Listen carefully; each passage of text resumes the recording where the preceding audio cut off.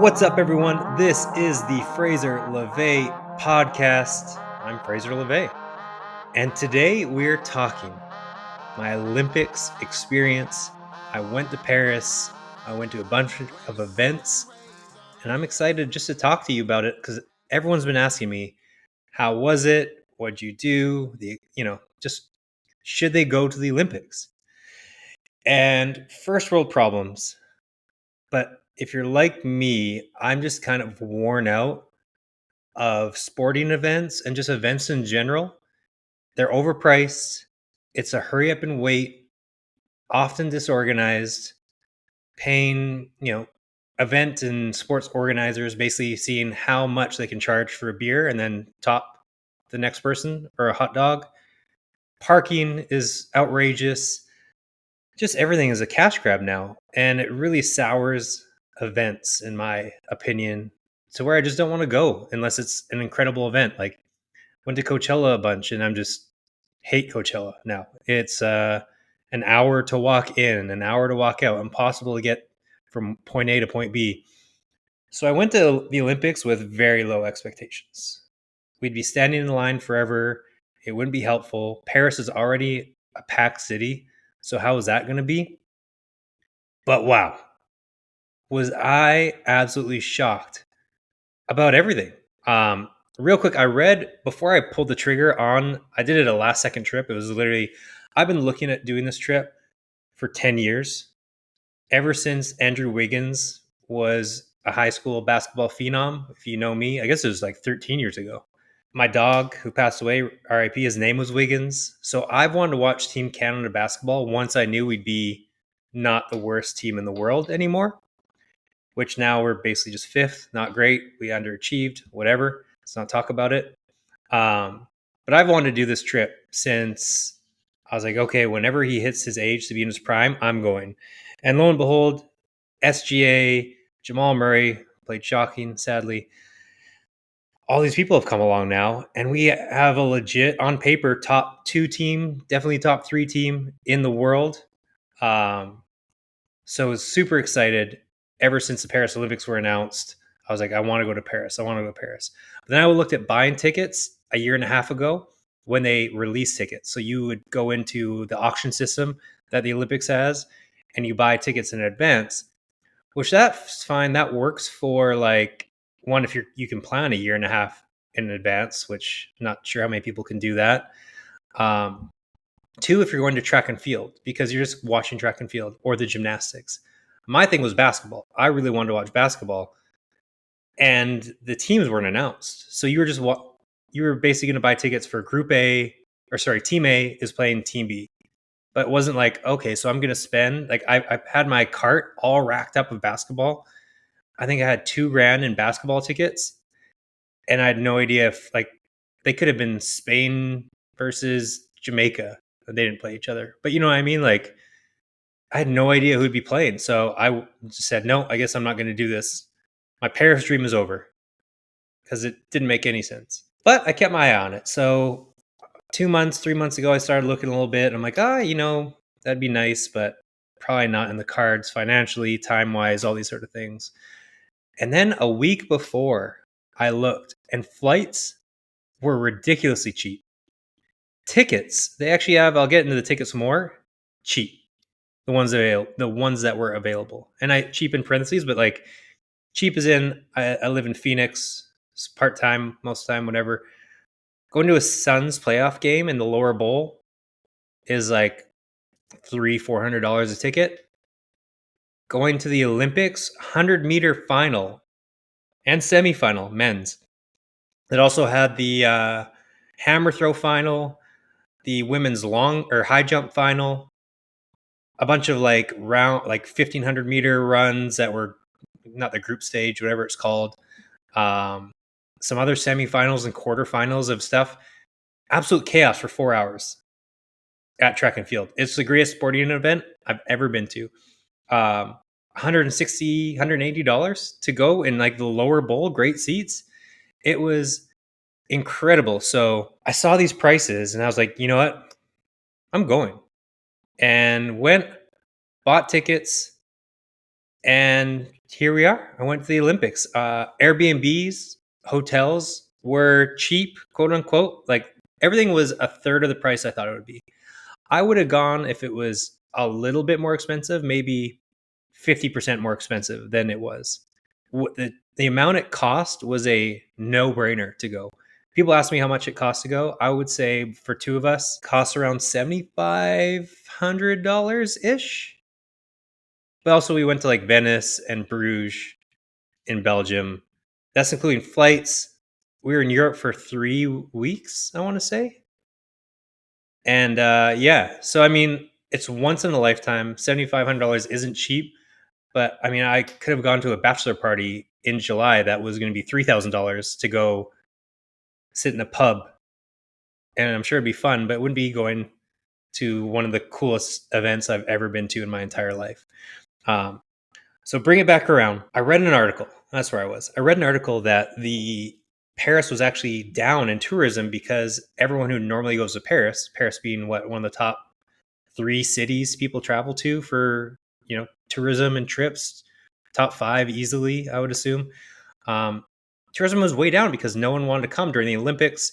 Things like the Eiffel Tower were they're available. People said it was roped off. It wasn't. You could still go up the Eiffel Tower, but certain things were harder to access. A couple smaller things were like closed down, but you could still go to the Louvre. You could go to pretty much everything. But of course, people were scared off because of the amount of people that could come with the Olympics. But it had an inverse effect where less people came to Paris than normally, which meant a plethora of a plethora of Airbnbs open, and just a great time. One of the Airbnbs I stayed at, great guy, Vincent, I think is how they pronounce it. He was saying the same thing. He thought Parisians left. Like he was saying in the area we were at, like 20 to 25% of the restaurants or stores were closed because Parisians were like, I'm not staying around here for this chaos that was going to be the Olympics. And then he ended up saying like it was just incredibly well organized and was less busy than it is normally. And the Parisians who left missed out because it was quiet for Paris standards. Um, and yeah, it was incredible. Not, there's still a million restaurants open, shops, all that kind of stuff. But wow, it was great. So less people, as mentioned, than normal. And we went to the Louvre and just walked by it. No lines. There was queues, like line stanchions that went for like the worst customs lines you've ever seen times five, where you would stand to wait to go inside to buy tickets and then wait in the line again. Those like stanchions and the bars that queue everyone up, there was no one in them. We literally just walked inside. There was no lineup to buy a ticket, and we just bought a ticket, and then we went and saw the Mona Lisa and everything else, which is crazy. It was unbelievable, and that was even on a weekend. So that was great. On top of that, the organization from the Paris Olympic Committee or the Olympics, however that works, it was overstaffed. There was three people versus one. Like I feel like when you're looking for help in the US for an event and they don't want to deal with you, number one, they're like upset about their job, even though their job is to help people. There's three people for you there. Like we landed in the airport and there's lines or stickers on the ground showing us where to get train tickets. And then there's three people who we can ask. Well, there's like 30 people we could ask who are like double teaming, helping everyone on where to go, a little bit of help, that sort of thing. It was incredible. Affordable, as mentioned. I went to basketball games, beach volleyball, track and field, saw cycling, running, stuff like that. And everything was 160 euros, so they're like 180 US for great seats. Like you could spend less and be in the upper bowl. I was like row 9 for basketball for Canada. I was row 3 for the Olympic soccer final, which obviously row 3, if you really want to watch, you want to be higher up so you can see the whole field and that sort of thing. But still, that ambiance and being right next to the field at row 3 is still incredible. So That was $180 US, which, if you've gone to a game in Phoenix and Team USA is playing, or Manchester United, you're spending $400 for a lower bowl ticket, maybe 250, 300. It's wild.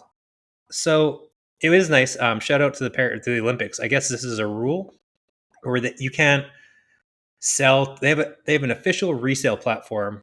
So if you're reselling your tickets, you put it on that resale platform, and it's capped at the amount they can charge, which I think is the same price you purchase it for. Kind of like what Zach Bryan did in his tour a year and a half ago. So you couldn't resell and make money now, which is great. So I got all my tickets on the resale platform, aside from one, beach volleyball, which I should have bought in advance, and it was there as an option to buy in advance, but I didn't, and I'm kicking myself because I ended up spending like $800 for 2 tickets. But the beach volleyball was, I would say, the greatest venue in the history of sports, of any sport. As you probably know, if you watch the Olympics, it was like underneath the Eiffel Tower. So it was the hardest ticket to get. I think Team USA basketball and this were the hardest ticket to get, because it just turned into all the stars were there. It was like the thing to do and the place to be. Every celebrity went crazy. But I had to go. One, because I run beach volleyball leagues, so I'd never hear the end of it if I didn't go. Two, was just the experience. Three, I'd spent so much less on the tickets I bought that I felt like, oh well, it evens out. I was expecting to spend way more, so at least I'll bite the bullet on this one and buy these tickets. Also, it was a semifinal for women's and a semifinal match for men's, and Canada happened to be in the women's semifinal, and they won.